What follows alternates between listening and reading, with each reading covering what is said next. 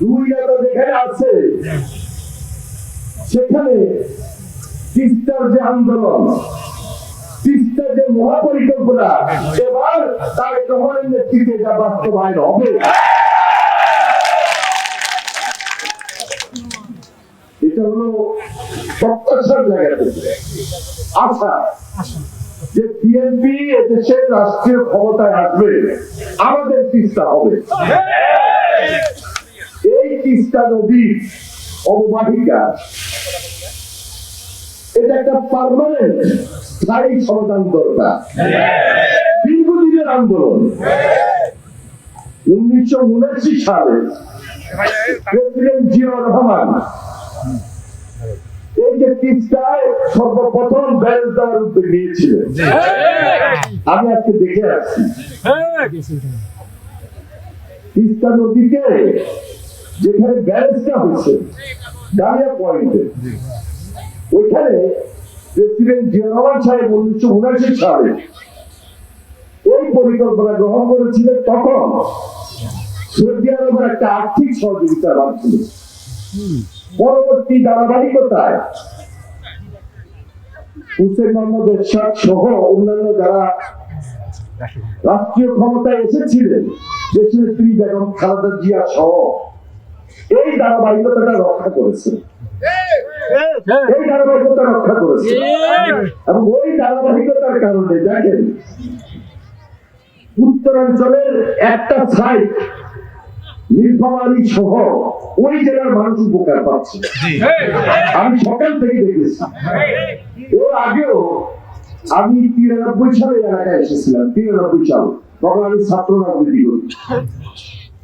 এরপরে দেশনেত্রী বেগম খালেদা জিয়ার নেতৃত্বে এবং এই যে দুরুদ সাহেবের নেতৃত্বে আমি 2 বার এসেছিলাম। এখন আজকে পুরো এলাকা ঢুকছি, নীলফামারী থেকে শুরু করে তিস্তা পাহাড় একদম এই রংপুর কাউনিয়া এই এলাকা পর্যন্ত। আমাদের একটা কারিগরি সমীক্ষার প্রয়োজন, খুব দ্রুত এই মহাপরিকল্পনা বাস্তবায়ন করতে হবে। সেই জন্য আমাদের সঙ্গে এই যে আমাদের মন্ত্রণালয়ের সচিব সাহেব, ডিজি সাহেব, পানি উন্নয়ন বোর্ডের সকল কর্মকর্তাদেরকে নিয়ে এসেছি এবং বাংলাদেশের সবচেয়ে বড় বিশ্ববিদ্যালয় কারিগরি প্রকৌশল বিশ্ববিদ্যালয় ইঞ্জিনিয়ারিং ইউনিভার্সিটি, সেখানে অনেক বিশেষজ্ঞরা আমাদের সঙ্গে এসেছেন। আমরা 2-4 জন আসিনি এবং আমরা আসার পিছনে প্রায় 22 জন। আমরা আসার পিছনে আমাদের প্রিয় নেতা জনাব তারেক রহমানের নির্দেশনা ছিল। আমি এবং এই যে জাগো ভাই আন্দোলনের নেতা মন্ত্রী সাহেব আসাদুল হামিদ দুলু ভাই এবং এই ধরার দেশের রাজা আমার ছোট ভাই, আমরা 3 জন দায়িত্বশীল লোক মাননীয় প্রধানমন্ত্রীর সঙ্গে আলোচনা করেছি। প্রধানমন্ত্রী বলেছেন আমি এবার তিস্তা শেষ করবো, আমি তিস্তা মহাপরিকল্পনা বাস্তবায়ন করবো। আমি পদ্মা ব্যারেজের জন্য দায়িত্ব নিয়েছি। পদ্মা ব্যারেজ এই উত্তরাঞ্চলের ওই পাশের মানুষের জন্য 1 থেকে 5 করিয়েছি। এবার আমি তিস্তা মহাপরিকল্পনা বাস্তবায়নের জন্য উদ্যোগ গ্রহণ করবো এবং 1 থেকে 5 করিয়ে কাজ শুরু করবো।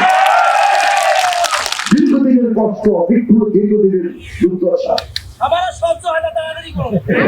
আমার সহ্য হবে, সহ্য হবে। এটা ছোট কাজ না, এটা অনেক বড় কাজ, বৃহৎ কাজ। পদ্মা ব্যারেজ একদিনে হয়নি, কাজ শুরু হবে খুব শীঘ্রই।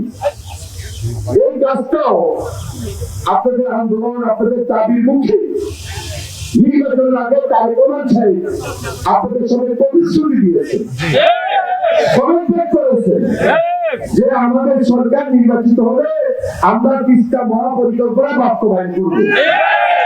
আমরা দায়িত্ব এসেছি 4 মাস হয়েছে, 4 মাস। আমরা আসার পর যখন এই তিস্তা মহাপরিকল্পনার ফাইল পত্র নিয়ে কাজ শুরু করেছি, দেখলাম যে আরো অনেকগুলা কাজ করার দরকার। শুধু বাদ দিব, ড্রেজিং করবো, পানিটা তো ধরে রাখতে হবে। উদান থেকে যখন বর্ষাকালে পানি আসে তখন বন্যা সয়লাব হয়ে যায়, নদীর পাড় ভেঙে যায়, হাজার হাজার মানুষের ঘর বাড়ি পিঠা দোকানপাট বাড়িঘর সব নিঃশেষ হয়ে যায়। তাহলে এই মুহূর্তে আমাদের যে পরিকল্পনা নিতে হবে, একদিকে ড্রেজিং করতে হবে, বাদ দিতে হবে এবং পানিকেও ধরে রাখতে হবে।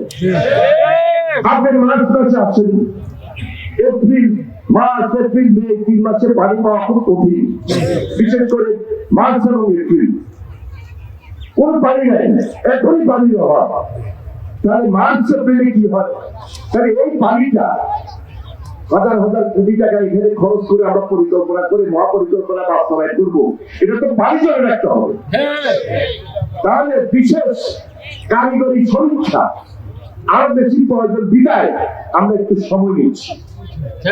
হাজার হাজার কোটি টাকার প্রকল্প আপনার পরবর্তীতে বলবেন যে প্রকল্প করেছে, এখন প্রকল্পতে পানি নেই।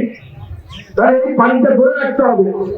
একটা রিজার্ভার দরকার, বড় জলাশয় যেখানে পানিটা ধরে রাখতে পারবো, সেটা সুইচ গেট দিয়া হোক, অন্য কোনো পদ্ধতিতে হোক, ওই যে ইঞ্জিনিয়ার সাহেব এসেছেন ওরাই এটা বের করবেন কিভাবে পানিটা ধরে রাখতে পারবো।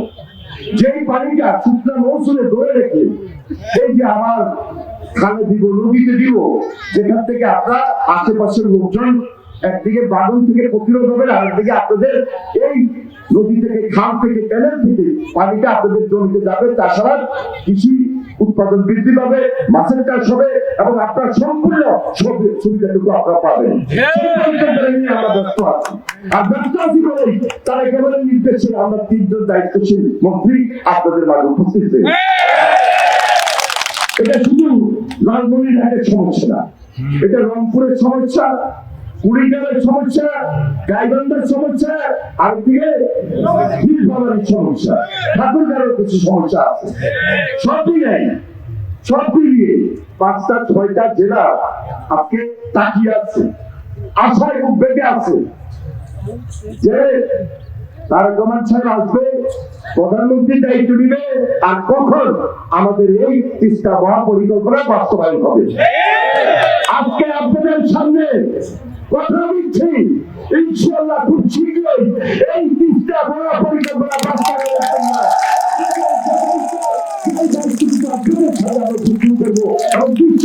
খুব শীঘ্রই। একটু অপেক্ষা করতে হবে, একটু ধৈর্য ধরতে হবে ভাই, একটু ধৈর্য ধরতে হবে ইনশাআল্লাহ। ভাইয়ের নেতা আছে, জাগো ভাইয়ের নেতা, আন্দোলনের নেতা, আরেক নেতা হলো ভারতবর্ষের আজাদ, সেও জাগো ভাইয়ের আন্দোলনের নেতা। আপনাদের বাসায় কথা বলি, কারণ আপনাদের পাশের লোক, তিনটা পায়ের লোক। আমি শহীদুদ্দিন চৌধুরী আলী ছাত্র রাজনীতি করেছি, তিস্তাবাসীর পাশে আছি, থাকবো এবং আমার দায়িত্ব